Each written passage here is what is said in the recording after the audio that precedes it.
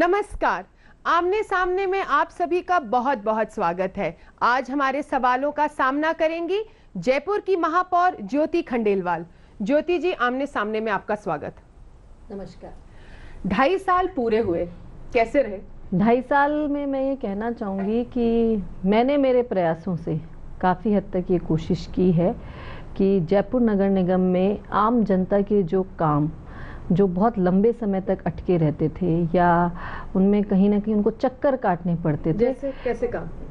चाहे birth certificate का हो, डेथ सर्टिफिकेट का हो, पट्टे के लिए हो, नाम हस्तांतरण के लिए हो, इस तरह के जो ये काम, जो रूटीन जो वर्क, जो लोगों की सफाई से संबंधित कोई उनकी शिकायत हो, तो इस तरह के जो काम हैं जो रोज़मर्रा की ज़िंदगी में, क्योंकि नगर निगम का सीधा संबंध है लोगों की रोज़मर्रा की ज़िंदगी से, वो काम उनके सहूलियत से हों, इसके लिए हेल्पलाइन सेंटर को खोला गया।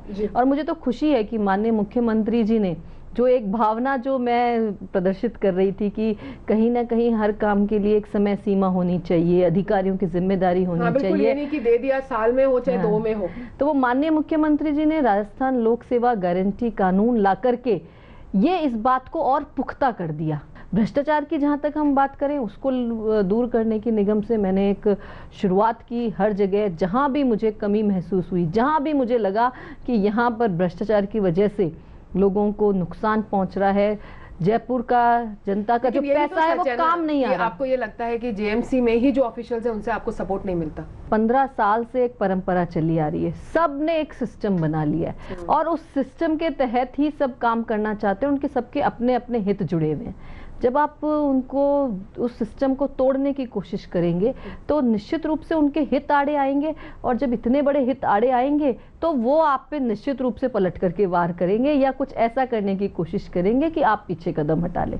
राजस्थान हाईकोर्ट ने अभी आपको कहा है कि आप एक पूरी स्कीम सबमिट कीजिए कि शहर को साफ कैसे किया जाए, तो क्या वो कुछ नया होगा? क्योंकि आई एम श्योर शहर को साफ करने के लिए तो वैसे भी स्कीम है, रेडी है, काम हो रहा है, लेकिन कुछ और करेंगे? सुप्रीम कोर्ट ने जो एम्पावर्ड कमेटी बनाई, जस्टिस दवे और जस्टिस इसरानी जी, जिसमें पूरी बागडोर जिन्होंने संभाल रखी है और वो दौरा भी कर रहे हैं, वो इस दिशा में पूरी मॉनिटरिंग भी कर रहे हैं। उन्होंने ये भी कहा कि इंटीग्रेटेड प्लान के अकॉर्डिंग अगर ऑफिशियल्स काम नहीं करेंगे तो सैलरीज डिडक्ट होंगी। हुई है किसी की आज तक? आज तो अभी तो उन्होंने सैलरी डिडक्ट नहीं की, लेकिन निश्चित रूप से जब बातें आती ना, मैं यही कहना चाह रही थी आपको भी कि जब आप सीधे डिडक्शन की बातें और सीधे अधिकारी की जिम्मेदारी की बातें करेंगे तो काम में तेजी नजर आएगी। बातें करते हैं ज्योति जी, जिस दिन किसी की डिडक्ट होगी उस दिन मानेंगे। आप राजस्थान लोक सेवा गारंटी कानून में तो मुख्यमंत्री जी ने सीधा अधिकार ही दे दिया है कि अगर उसने इतना काम नहीं किया तो 500 से 5000 तक की सैलरी डिडक्ट हो जाएगी। आप आजकल बड़े रेगुलर राउंड्स पे निकल रही हैं, आप अपने सीईओ को साथ लेके जाती हैं? जब मैं जाती हूँ वार्डों में तो सीधे तौर पर ये बात आती है कि मैडम आज आप आए हो तो यहाँ पर बहुत अच्छी सफाई हुई है, यानी कि इस मॉनिटरिंग, इस राउंड का बहुत बड़ा इफेक्ट है। नहीं, इसका मतलब ये है कि आप पार्षद को बता के जाती हैं आप आ रही हैं? नहीं, तो कैसे पता चल जाता है? देखिए यही बात है बेसिकली कि आप जब जा रहे हो तो, और मैं तो कहूँ बता के भी जा रहे हो, लेकिन यही चीज सबके साथ होनी चाहिए। अधिकारियों को भी समय समय पर यही मॉनिटरिंग जो है करनी चाहिए।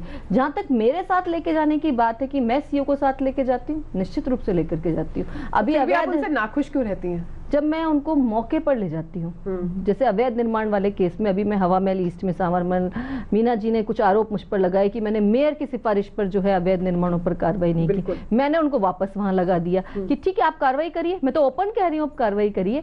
और जब वहां पर कुछ कार्रवाई नहीं हुई तो मैं सीईओ को साथ लेकर के गई और मैंने उन्हें मौके पे दिखा दिया कि हर बिल्डिंग की ये स्थिति है। सारी स्थितियां जब उनके सामने है और जब सामने स्थितियां आ जाए उसके बाद भी उन्होंने कोई मेरे को रिपोर्ट प्रेषित नहीं की और एक भी बिल्डिंग पर कोई कार्रवाई नहीं की, तो जब अगर कार्रवाई नहीं करोगे तो मेरी नाखुशी तो होगी।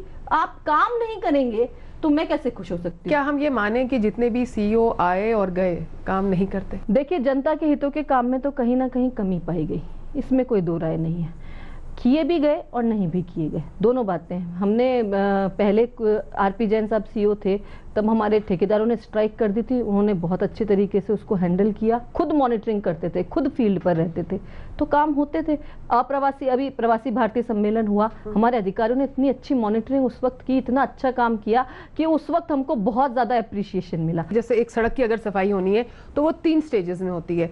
सड़क पे झाड़ू लगाने वाला अलग है, नाली साफ करने वाला अलग है और कूड़ा उठाने वाला अलग है। अगर एक भी छुट्टी कर गया तो असल में देखा जाए तो वो सड़क साफ नहीं होगी। बिल्कुल 3 टायर सिस्टम जयपुर शहर में इस समय है। क्यों? आई थिंक सिर्फ जयपुर में ही है और बहुत कम शहरों में है। बहुत जगह है भी और कई जगह नहीं भी है, लेकिन मेरा भी ये मानना है कि सिंगल टायर सिस्टम होना चाहिए। लेकिन ये नीतिगत निर्णय है, इस निर्णय को सफाई समिति के माध्यम से लेना चाहिए। मैं कहना चाहूंगी जब एक बार सफाई समिति ने एक प्रस्ताव वो लेकर के आई कि बायोमेट्रिक मशीनें के तहत सफाई कर्मचारियों की हाजिरी होनी चाहिए, सिंगल टायर सिस्टम नहीं तो कम से कम एक बार 2 टायर सिस्टम पर तो आए, अब धीरे धीरे करके आए। लेकिन वो खुद जब प्रस्ताव लेकर के आई और खुद ने ही बोर्ड ने वहां पर उस प्रस्ताव को निरस्त कर दिया, तब बड़ी तकलीफ होती है। जब आप राउंड्स पे जाती हैं तो आप क्या देखती हैं कि क्या बीजेपी और कांग्रेस के वार्ड्स का एक जैसा गंदगी में हाल है या कांग्रेस के बेटर है? अपने अपने वार्डों में उनके यहाँ से सफाई व्यवस्था की प्रॉपर मॉनिटरिंग नहीं हो रही, तो सफाई एक टीम वर्क है। देखिए कोई एक मुखिया हूँ, मेरी जिम्मेदारी है, निश्चित रूप से जिम्मेदारी है और मैं जिम्मेदारी से बचना भी नहीं चाहती, लेकिन क्या एक पूरी टीम वर्क मिलकर के जब काम करे तब काम बेहतर नहीं होगा? हाजी नवाब अली जी ने सैनिटेशन कमेटी के चेयरपर्सन पे कूड़ा फेंका, उसके बाद नाई के नाका में सफाई हो गई है। मेयर की कुर्सी खींची, मेयर की गाड़ी पे कचरा डाला, मेयर की गाड़ी की चाबी निकाल ली, ठीक, ये सब कुछ सामने लेट गए। हाँ, उनके सामने लेट गए। और मैं जब उस वार्ड में उसमें गंदगी देखने के लिए जब जाना चाह रही हूँ, मौके पे पहुंचना चाह रही हूँ, तो आप नहीं लेके जा रहे, इसलिए किसका नुकसान किसका हुआ? जनता का हुआ, उसका काम नहीं हो पाया।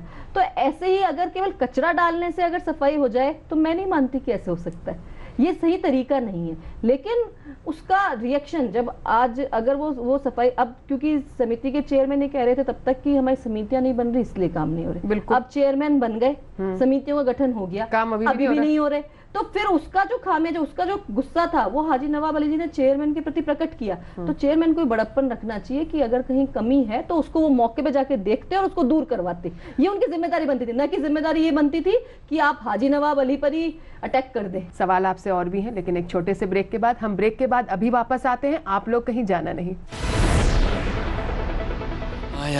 माया गौरव, समीर, ध्रुव सब यही सोच रहे होंगे क्या कि एग्जैक्टली 12 बजे कौन विश करेगा। हाँ यार, एक काम कर, तू 11:45 पे फोन कर और सीधा 12 बजे तक लगे रहना, तब बाकी जब फोन करेंगे तो आपका डायल किया हुआ नंबर अभी व्यस्त है।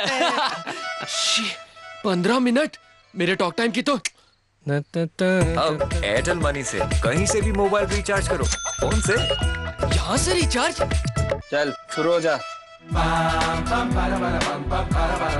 एयरटेल मनी, बात सिर्फ पैसों की नहीं। भाई बोले तो चोरी करने का धंधा ही बंद हो गया। शेर में नया इंस्पेक्टर, अरे नहीं भाई, अभी बोले तो घर घर में जीनस का इन्वर्टर आ गया, फ्यूज निकाल के चोरी करने का चांस ही नहीं। जीनस भारत का सबसे ज्यादा बिकने वाला साइन वेव इन्वर्टर। जीनस जहां, पावर वहां। भाई कोई नया धंधा बताओ। मजबूत चट्टानों से बनता है रॉक स्ट्रॉन्ग सीमेंट, जो देश को बनाए रॉक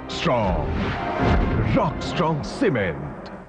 नई पेशकश, नया इंडिया, सपाट नहीं, बेबाक और विचारवान, हिंदी और हिंदी पाठकों की प्रतिष्ठा वाला अखबार नया इंडिया। देश के सभी किसान भाइयों से मेरी अपील है कि वो सहकारी फसली ऋण 31 मार्च 2012 तक जमा कराएं। प्रदेश के जनजातीय अनुसूचित क्षेत्र के किसान भाई अगर 31 मार्च 2012 तक जमा कराएंगे, केवल मात्र उनको 2% ब्याज लगेगा। अन्य जिलों के किसान भाई 31 मार्च 2012 तक जमा कराएंगे, उनको केवल 4% ब्याज ही लगेगा। आपकी खुशहाली के लिए सरकार और सहकार सदैव आपके साथ रहे। भारत में भी विश्व स्तरीय इमारतें जर्मन टेक्नोलॉजी से बना वर्ल्ड क्लास सीमेंट।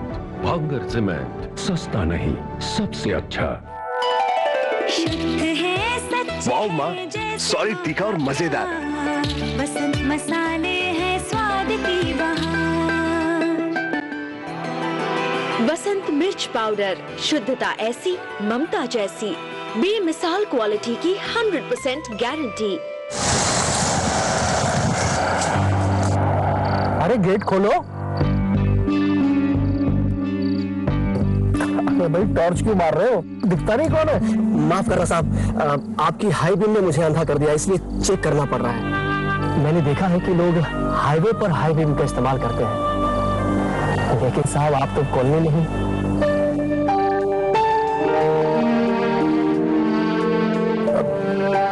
सॉरी। हाँ,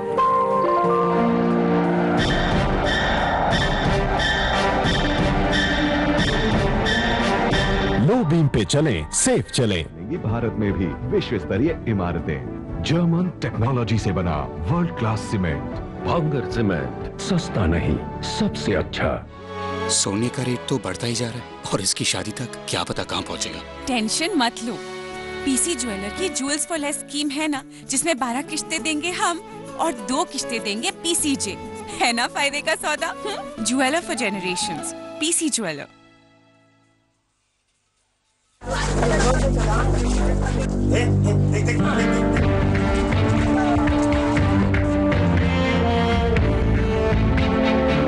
क्या हुआ बच्चों?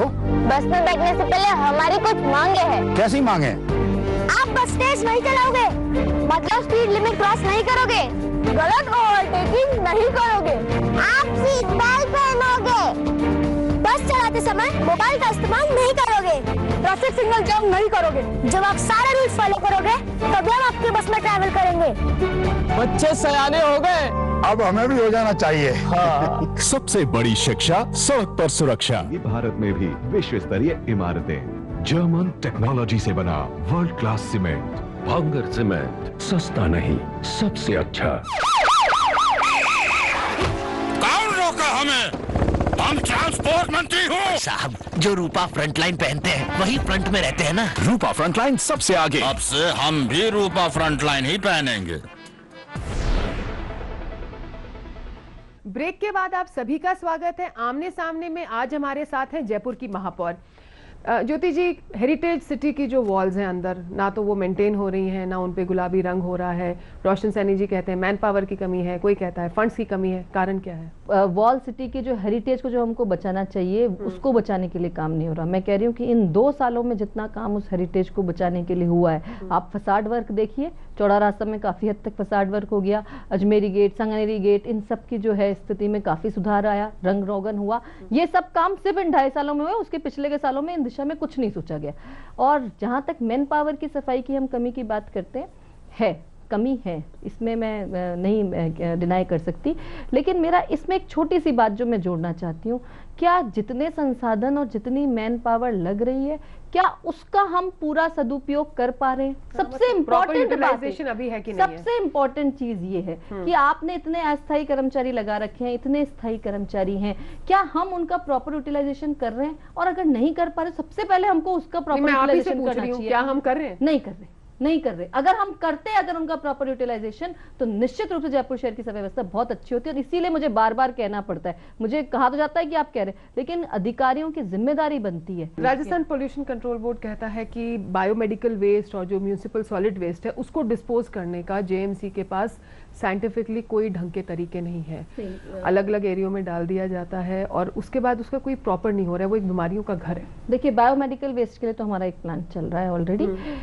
जहां तक होटल रेस्टोरेंट से जो फूड वेस्ट निकलता है उसके लिए भी हमारे 2 प्लांट ऑलरेडी चल रहे हैं। एक प्लांट हमारा ऑलरेडी सॉलिड वेस्ट मैनेजमेंट के तहत जो एनर्जी जो कन्वर्ट होती है वो चला, पर वो बहुत स्मॉल स्केल पर है। लेकिन अब जो है कई हजारों टन कूड़ा हर दिन का इकट्ठा होता है। बिल्कुल हजारों टन कूड़ा इकट्ठा होता है। और इसीलिए हमने एक पूरा जो प्लान बनाया, जो मैंने कहा था कि राज्य सरकार के पास पेंडिंग चल रहा है, अब फाइनल स्टेज पर आ गया। डोर टू डोर कचरा कलेक्शन उसमें होगा। मैं कहना चाहूंगी बहुत बड़ा इंप्रूवमेंट उससे सफाई व्यवस्था को आएगा।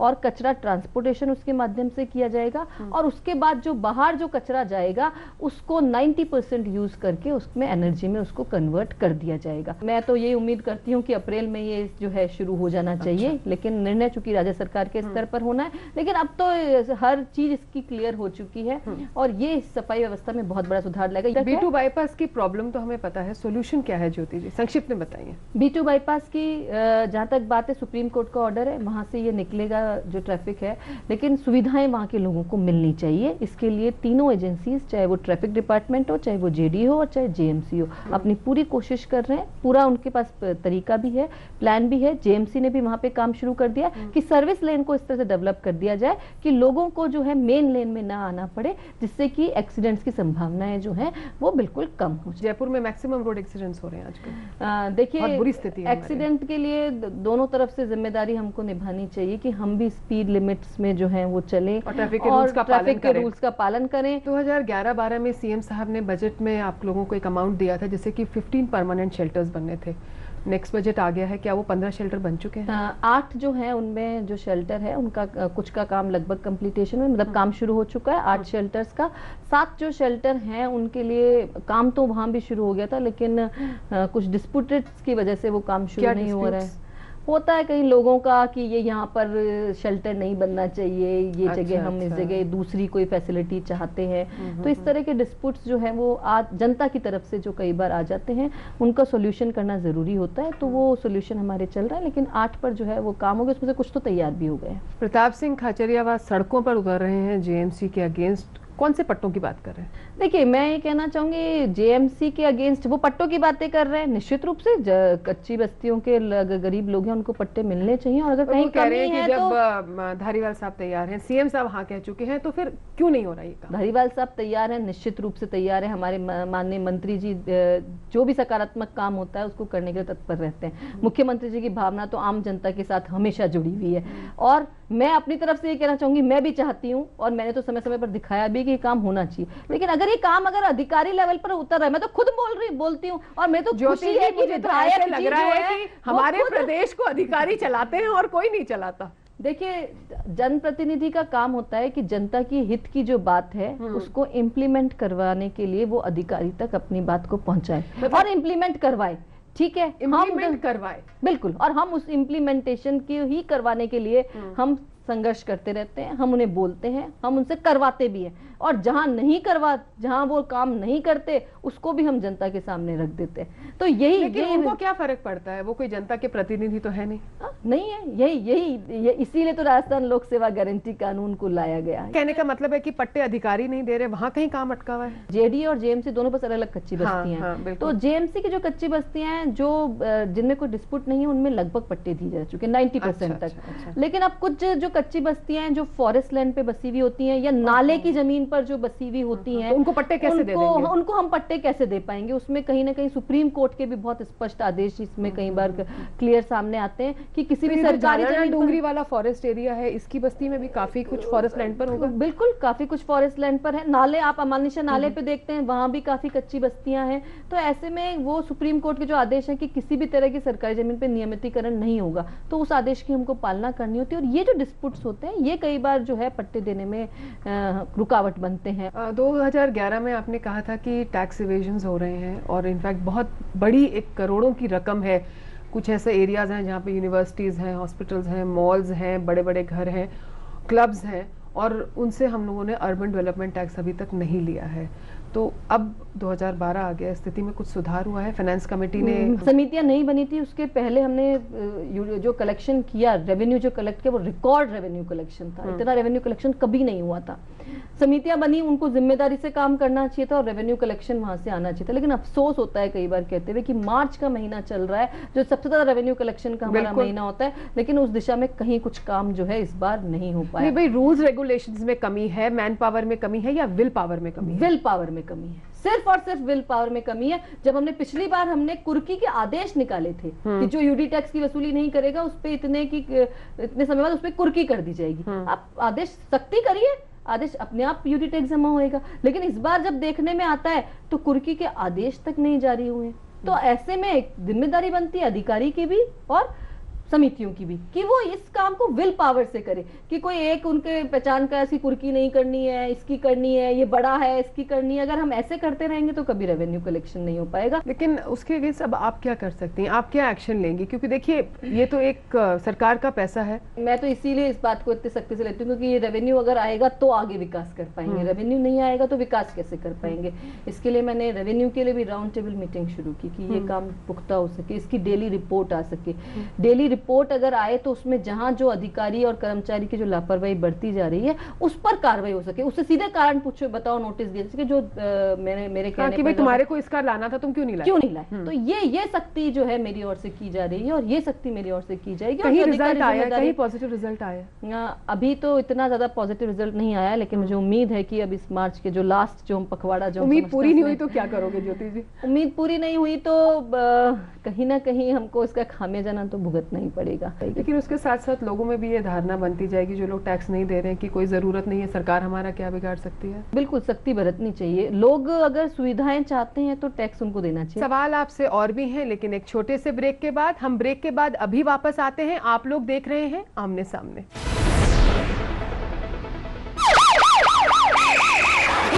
कौन रोका हमें? हम ट्रांसपोर्ट मंत्री हो साहब। जो रूपा फ्रंटलाइन पहनते हैं वही फ्रंट में रहते हैं ना। रूपा फ्रंटलाइन सबसे आगे। अब से हम भी रूपा फ्रंटलाइन ही पहनेंगे।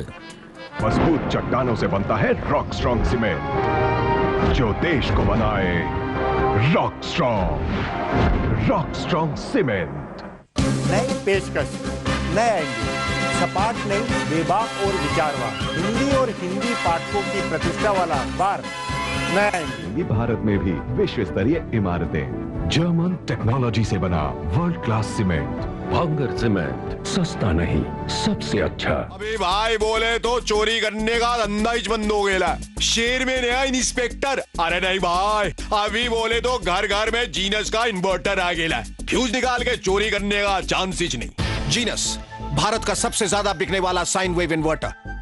जीनस जहां, पावर वहां। भाई कोई नया धंधा बता ना। Doctor, engineer, scientist, pharmacist, paramedic, management professional, software developer, अब पूरी होगी हर ख्वाहिश गीतांजलि यूनिवर्सिटी के साथ। बेहतरीन इंफ्रास्ट्रक्चर, खुला विशाल कैंपस, 96% प्लेसमेंट, 1000 सीट वाले ऑडिटोरियम की सुविधा, निष्णात फैकल्टी और guest lectures. Gitanjali university. Bharat में भी विश्व स्तरीय इमारतें, जर्मन टेक्नोलॉजी से बना world class cement. Bhangar cement, सस्ता नहीं, सबसे अच्छा। सोने का रेट तो बढ़ता ही जा रहा है और इसकी शादी तक क्या पता कहाँ पहुँचेगा। टेंशन मत लो, पीसी ज्वेलर की ज्वेल्स फॉर लेस स्कीम है ना, जिसमें 12 किस्तें देंगे हम और 2 किस्तें देंगे पीसीजे। है ना फायदे का सौदा। Jeweller for generations, PC jeweller.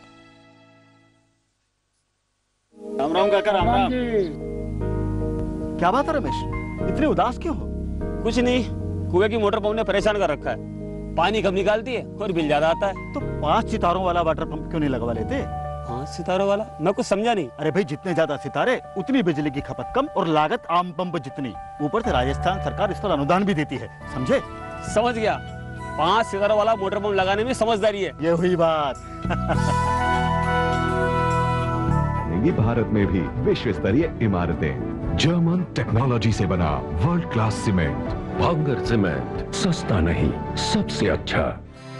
राष्ट्र प्रगति के अमल निशान, अधिक वृक्ष और कम संतान। वेदांता। ब्रेक के बाद आप सभी का स्वागत है। आज हमारे साथ हैं जयपुर की महापौर Jyoti Khandelwal. Rajasthan renewable energy corporation जो है वो कह रही है कि एनर्जी कंजर्वेशन एक्ट के अकॉर्डिंग डायरेक्शंस दी गई हैं कि भाई CFLs लगाई जाए, सोलर पावर लाइट्स लगाई जाए, ट्रैफिक लाइट्स की जगह LED लगाई जाए। तो इसके आगे हम लोग क्या कार्य कर रहे हैं? जो एग्रीमेंट है वो साइन हो चुका है और हमें उम्मीद है कि मतलब जो काम शुरू हो चुका है तो काम प्रोग्रेस में आ जाएगा और पूरे जयपुर शहर को ही हम CFL और LED लाइट्स में कन्वर्ट करके एनर्जी सेविंग के लेवल तक दिवाली तक हमारे पास इस तक पहुँचने की संभावना है। और इसके साथ साथ मैं आपको एक बात और कहना चाहूंगी, सोलर एनर्जी प्लांट जो कहूं कि एक मेरी भावना थी कि वो होना चाहिए, तो वो सोलर एनर्जी प्लांट जो है वो हम लगाने जा रहे हैं। कहाँ पे? मथुरा दासपुरा में। और अच्छा। उसमें भी वो फाइनल स्टेज पर हमारा प्रोजेक्ट जो है वो आ गया है और उसके माध्यम से सोलर एनर्जी तो मिलेगी, लेकिन उससे भी बड़ी बात है कि हमको पर ईयर रेवेन्यू नगर निगम को एक मिलने लग जाएगा उससे। तो एक रेवेन्यू की जो बात है वो उससे सीधे जुड़ी हुई है और साथ ही साथ एनर्जी की जो हम बात करते हैं, क्योंकि सोलर एनर्जी सबसे बड़ा हमारा एक है। तो ये प्रोजेक्ट एक आने वाले समय में जयपुर नगर निगम के लिए, शायद ये मेरे टेन्योर में इतना बड़ा फायदा नहीं दे पाएगा, लेकिन आगे तक के लिए जयपुर नगर निगम को साउंड करने के लिए बहुत बड़ा एक रोल निभाएगा। हमने पॉलिथीन और प्लास्टिक बैग्स बैन किए थे, एक बार बड़ा मुहिम छिड़ा, बहुत कुछ हुआ, लेकिन अब हम देखते हैं सब जगह वापस वैसे ही यूज में आ गए हैं। तो क्या बस एक ये ड्राइव छेड़ देते हैं और उसके बाद बस जैसे कि पौधे लगा दिए और पानी नहीं देना, बैन कर दिया और उसके बाद नहीं संभालना, हम लोग क्यों नहीं कर पाते? देखिए, इसमें मैं कहना चाहूंगी दोनों तरफ से होना चाहिए। प्रशासन की भी जिम्मेदारी है तो जनता की भी जिम्मेदारी है। प्रशासन ड्राइव चलाता है तो एक पर्टिकुलर टाइम के लिए ड्राइव किया आप, लेकिन आप सोचिए कि पूरा प्रशासन हमेशा इसी काम में केवल अपना पूरा एफर्ट्स लगा दे, ये संभव नहीं होता। बैन हुआ, जयपुर में भी काफी हद तक बैन हुआ, लेकिन लोगों को भी समझना चाहिए कि हम पॉलिथीन ना यूज करें, वो हमारे लिए ही नुकसानदायक है। तो लोग भी इस बात को सोचें और समय समय पर प्रशासन की ओर से भी अगर सख्त कदम उठाए जाते रहे तो जयपुर में तो ये मुश्किल, क्योंकि हुआ है। सबसे बड़ी बात है जयपुर तो उदाहरण बना देता है कि इतना अच्छी तरीके से यहाँ एक बार तो बहुत अच्छी तरह हुआ था, लेकिन अब हम दोबारा देख रहे हैं हर बार हम ये सोचें कि कोई हमारे ऊपर कोई प्रशासन आएगा तो हम नहीं यूज करेंगे, ये भावना नहीं होनी चाहिए। जयपुर शहर को, जयपुर की जनता भी अपना खुद का शहर समझे। काफी सवेरे मैं स्टैचू सर्कल से गुजर रही थी और बहुत कूड़ा, डस्टबिन्स रखे हुए हैं। मैं लोगों से अपील करना चाहती हूँ कि वो डस्टबिन्स को यूज करें। और मैं एक बहुत अच्छी बात आपको इस दिशा में बताना चाहूंगी, जो अभी भी मैंने कही कि डोर टू डोर कचरा कलेक्शन की हमारी योजना आ रही है, लेकिन वो योजना भी तभी सक्सेसफुल होगी जब जनता उसमें हमको साथ देगी कि वो अपने घर में भी, आप घरों में भी डस्टबिन नहीं होते हैं लोगों के, सीधे कचरा गली में, सीधे कचरा सड़क पर आता है, तो डस्टबिन में कचरा इकट्ठा करें और जब डोर टू डोर कलेक्शन के तहत वो लेने के लिए जाए तब उसको दें, तो हमारा कचरा सड़क पर ही नहीं आएगा। और अगर सड़क पर कचरा नहीं आएगा तो आपकी सफाई में कम से कम 75% तक जो है इम्प्रूवमेंट जो नजर आएगा। आपका अगला जो 2.5 साल का टेन्योर है उसमें क्या मेजर चेंज आप लेके आना चाहेंगे? 3 इम्पोर्टेंट इशू। पहला इशू सफाई, जो हमारी काफी हद तक है, वो तो पहले दिन से ही चल रहा है। दूसरा इशू CFL LED लाइट्स के तहत जो हम चेंज करना चाह रहे हैं। तीसरा जो मेरा इशू, वो लेके तो मैं चल रही हूँ, जो उसके रिजल्ट्स धीरे धीरे सामने आएंगे। तीसरा इशू जो अवैध निर्माण की वजह से जो हमारे वॉल सिटी को, हमारी विरासत को जो नुकसान पहुंचा है कि वहां पे इतने कॉमर्शियल कॉम्प्लेक्सेस हो गए कि लोग वहां पे रहना नहीं चाहते, तो उस चीज को सुधार करना कि मेरे टाइम पर मैंने ये कोशिश की है कि कोई भी अवैध निर्माण जो है वो ना हो। शहर के बाहर भी अगर एक रेजिडेंशियल कॉलोनी और वहां पे अगर कोई कॉमर्शियल कॉम्प्लेक्स बन जाता है तो उस रहने वाले लोगों को कितनी दिक्कतों का सामना करना पड़ता है। ये चीज रुकनी चाहिए, क्योंकि शहर रहने वालों से बनता है और रहने वाले अगर सुकून से नहीं रह पाए तो दिक्कत होती है। तो तीसरा जो मेरा मेन एजेंडा है कि जो अवैध निर्माण के रूप में, कॉमर्शियल एक्टिविटीज के रूप में जो शहर के रहवासियों के लिए जो दिक्कतों का सामना करना पड़ता है वो नहीं करें। उसकी मुहिम मैंने चला रखी है। मैं समय समय पे मुझे इसके लिए काफी विरोध भी सहन करना पड़ा, बहुत एग्रेसिव कदम भी उठाने पड़े, लेकिन मैं इसमें पीछे नहीं हटूंगी। तो ये 3 जो मेन इशू है। इसके अलावा विरासत संरक्षण की वॉल सिटी हम कैसे, जैसे हम आगे आने समय ताल कटोरा का भी संरक्षण करना चाहेंगे, क्योंकि वो हमारी विरासत से जुड़ा हुआ एक बहुत बड़ा इशू है। अगर वो बचता है तो हमारे लिए एक बहुत बड़ी उपलब्धि हो सकती है। तो उसको भी बचाने के लिए हमारे पास जो है योजना हम तैयार कर रहे हैं। वो भी एक विरासत संरक्षण भी एक हमारा, मैं कहना चाहूंगी मेरी पहले दिन से भी मुहिम यही थी और मैं उसी मुहिम को लेकर के काम चल रही हूँ कि हम अपनी परंपरा और विरासत को बचाते हुए आधुनिकता से भरपूर जयपुर का निर्माण कर सके।